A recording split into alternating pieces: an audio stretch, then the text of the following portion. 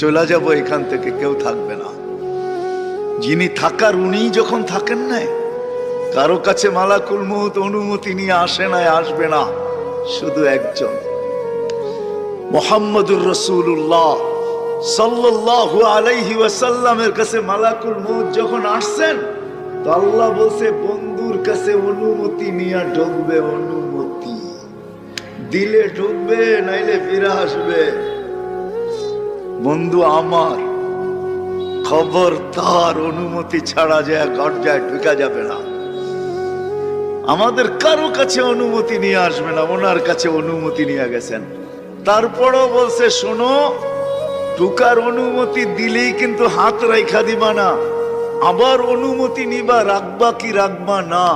বন্ধু যদি হ্যাঁ বলে তো রাইখো, যদি না বলে তো চলে আইসো। কেননা বন্ধু আমার। কার বন্ধু?